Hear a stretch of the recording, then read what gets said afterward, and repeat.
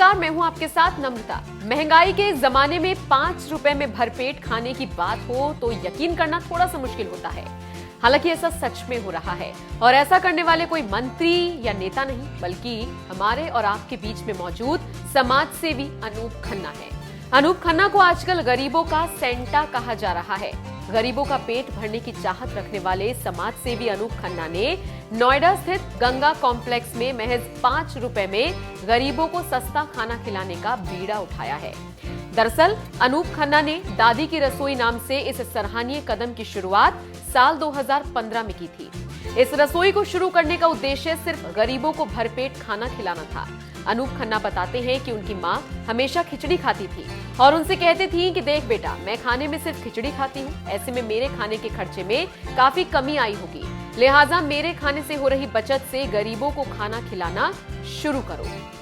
हाँ, 21 अगस्त 2015 को इसकी शुरुआत हुई थी और पहले मेरा जो दवाई का काउंटर है यहाँ पर प्रधानमंत्री भारतीय जनऔषधि केंद्र का, उसके सामने ही लगाते थे, सड़क पे लगाते थे हम लोग। ये 2 भगोने से रख लिए थे और इसी में एक में चावल एक में दाल वगैरह करके और अचार से शुरू करा था हमने। मेरी मदर की इच्छा थी, कहती थी उनको जैसे बुढ़ापे में थोड़ा सा कम खाते हैं, तो 90 साल की थी, तो एक दिन बचा कहने लगी मेरे हिस्से का खाना किसी गरीब को खिला दिया करो। तो बच्चे बोले पापा दादी की इच्छा है, क्यों नहीं शुरू कर देते। तो बस बातों बातों में शुरू हो गई कि दादी की रसोई के नाम से शुरू कर देते हैं। तो दाल चावल और अचार से शुरू करने का विचार आया था।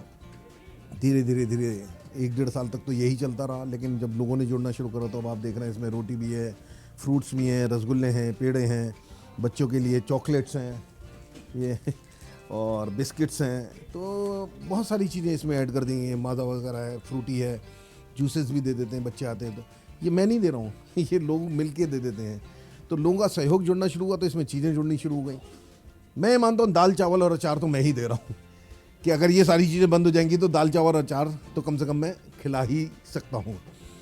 उसके बाद में क्या हुआ, जैसे आज बारिश हुई है आपने देखा, तो हमें अपने ये सारा सामान उठा के भागना पड़ता था। जब रोड पे लगाते थे तो बड़ी दिक्कत होती थी कि आंधी भी आ रही है, तूफान भी आ रहा है, कभी कुछ होता था। तो फिर हम लोगों ने ये एक रेस्टोरेंट खोला यहाँ पर और एक बड़ी सी दुकान ली है। इसके अंदर AC लगवाया है, TV है, म्यूज़िक सिस्टम है।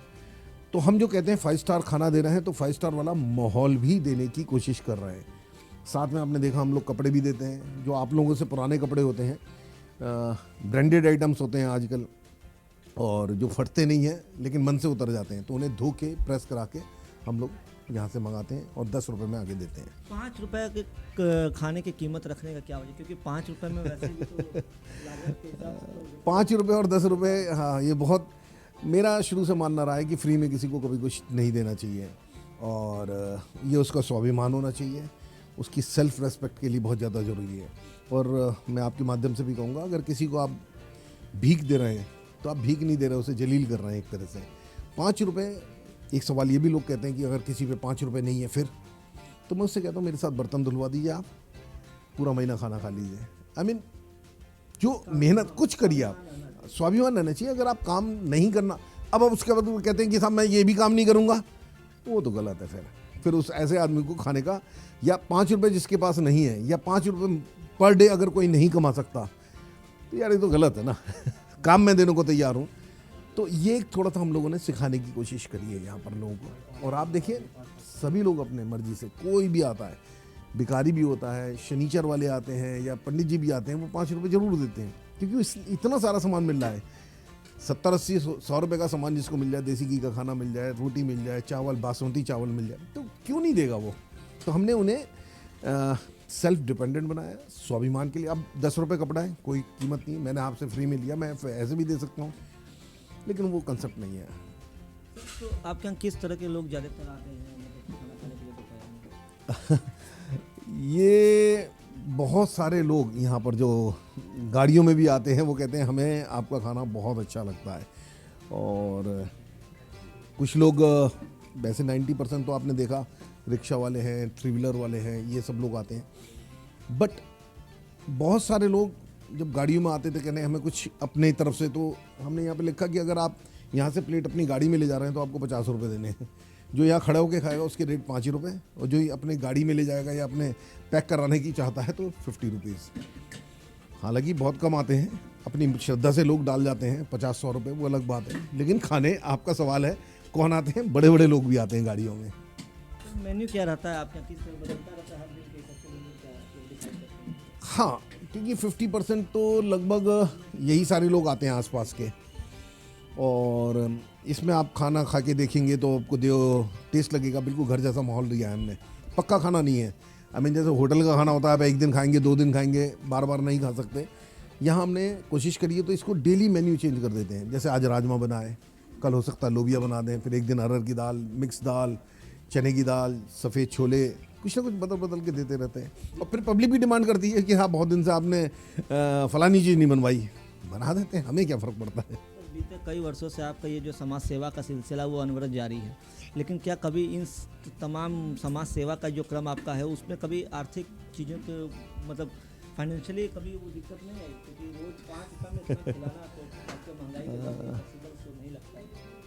मैंने जब 21 अगस्त 2015 को शुरू करा था तो दाल 36 रुपये किलो होती थी, और अगर आपको याद हो 4-5 साल पहले ठीक 5-6 महीने बाद ही 160 और 180 रुपये किलो पहुंच गई थी। तो बड़ी दिक्कत हुई, क्योंकि ना तो लोगों को पता था इसके बारे में और कैसे चलाया जाए। 7-8 किलो दाल भी लगनी थी। तो हमारा सब्जी वाला बोला भाई साहब ऐसा है कि इतने में 200 रुपये की आप ये दाल डाल रहे हो, इसमें तो इतनी सब्जियां डाल दीजिए आप, पौष्टिक भी हो जाएगी, गाढ़ी भी हो जाएगी और न्यूट्रिशन वैल्यू भी बढ़ जाएगा। तो आइडिया अच्छा लगा। हमने ये काम शुरू करा था पैसे बचाने के लिए कि उसमें आलू भी डाला, गोभी भी डाली, बैंगन भी डाला, बहुत सारी सब्जियां डाल के इसको हमने इस तरह से बना के शुरू कर दिया। तो ये चीज़ें धीरे धीरे जब लोगों को टेस्ट भी इसका डेवलप होना शुरू हो गया बहुत अच्छी तरह से इसे आप समाज सेवा कर रहे हैं। मैं हमेशा कहता हूँ कि ये मेरे को मज़ा आता है। एक तरह से फैमिली है, मेरा एक बेटा बाहर सेटल्ड है हांगकांग में, बेटी हैदराबाद में, दोनों की शादी कर दी है। तो मैं तो अपना परिवार यही सब मानता हूँ कि अपना दोपहर में 400-500 आदमी जो भी आता है, 50% लोग तो रिपीटेड हैं, तो उनके साथ हंसी मजाक ये सारी चीज़ें चलती रहती हैं अपने हाँ, मैं आप जैसे बहुत यहाँ पर एजुकेशनल हब है नोएडा, और काफ़ी लोग आते हैं, बच्चे आते हैं, कहते हैं अंकल हम भी कुछ करना चाहते हैं। मैं हर एक से कहता हूँ अपनी सेटिस्फेक्शन की लिमिट फिक्स करो, पहली चीज़। दूसरी चीज़, आप ज़िंदगी में जब बेसिक ज़रूरतें पूरी हो जाएं, तो मेरी एज में आने के बाद में समाज से जो लिया उसे समाज को वापस भी करिए। आज आप इतनी मेहनत कर रहे हैं, आप में इतनी मेहनत कर रहे हैं, तो जो 60 साल के एक्सपीरियंस होंगे आपके, तो उसे पार्क में बैठ के क्यों ख़राब कर रहे हो भाई मेरे। आप अपने जो यंगस्टर्स हैं, जो आपकी उम्र में जब वो वीडियो बना रहे होंगे, तो आप उन्हें बड़े आराम से गाइड कर सकते हैं, बेटा इसको ऐसा करोगे। जो वो 10 साल में 15 साल में सीखेगा, वो आप उसे 5 मिनट में सिखा सकते हैं। तो मेरा ये कहना, जो समाज से लिया है वो समाज को वापस करना जरूरी है, बशर्ते आपका बुढ़ापा सिक्योर हो चुका हो। मैंने ऊपर वाले की दुआ से बहुत पापड़ बेले। सन 2000 में मुझे अपना मकान बेचना पड़ा था। बहुत लंबी बात नहीं कर रहा हूँ मैं, 15-20 साल पहले की बात होता है। मेरा मकान बेचा नहीं था, बिका था। बिकता मजबूरी में, बेचता आदमी मर्जी से। तो आई मीन आज भी मेरे पास, आप समझो कि नोएडा जैसे शहर के अंदर मैं कोई बहुत हाई फाई आदमी हूँ, ऐसा बिल्कुल भी नहीं है। लेकिन हाँ, जो मैंने सोचा है, जो सेटिस्फेक्शन की लिमिट्स हैं, वो मेरी पूरी हो चुकी हैं। एक आदमी को क्या चाहिए बुढ़ापे में? मकान चाहिए, दुकान चाहिए, गाड़ी चाहिए। भगवान की दुआ से सब है, 2 रोटी बड़े आराम से मिल जाती है, तो यहाँ की भी बची हुई मिल जाएगी। होटल चलाने में एक फ़ायदा है, कभी भूखे नहीं मरोगे। आप क्या देख रहे हैं, जो लोग भी पैसे लेके आ रहे हैं वो एक खुले डब्बे में डाल रहे हैं, डब्बे का मुख खुला हुआ है, उसके बारे में ये मेरा शुरू से पहले दिन से ये था कि इस डिब्बे का मुंह ऊपर क्यों कर रखा है हमने, और इसमें जो भी डालते हैं, और कभी मेरे को दिक्कत नहीं आई, क्योंकि ऊपर वाला देख रहा है। अपना कर्म करे जाओ, फल की चिंता बिल्कुल मत करो। ये डिब्बा कैसे भरेगा, कहाँ किसी को दिक्कत होगी, ये सब ऊपर वाला देख रहा है। तो डिब्बे का मुंह ऊपर है, मैं कर्म कर रहा हूँ, पैसे इसमें कैसे आएंगे, ये सब ऊपर वाला देखेगा।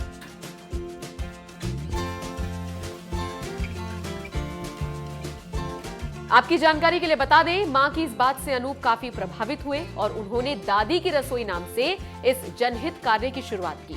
5 रुपए में मिलने वाली इस थाली में आपको देसी घी के तड़के वाली दाल, चावल, अचार, रोटी और सब्जी सहित अन्य चीजें भी मिलती हैं।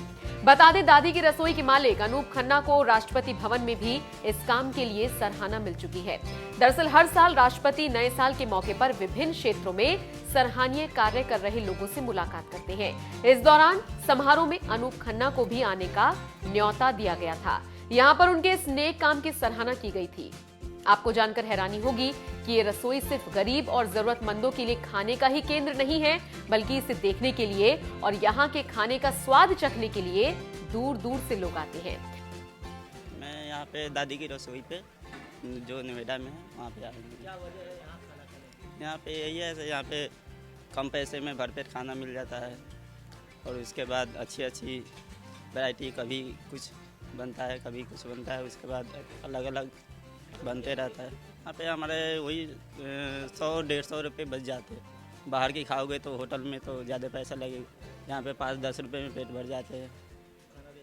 खाना अच्छा क्वालिटी का होता है, अलग अलग मतलब रोज़ अलग अलग मिलते हैं। कभी दाल चावल मिलता है, रोटी हाँ रोज़ आते हैं हम लोग। दोपहर के समय में रोज़ आ जाते हैं। यहाँ पे नहीं 100-200-300 लोग खाते हैं। इसके अलावा दादी की रसोई से 10 रुपए में गरीबों को कपड़े भी दिए जाते हैं।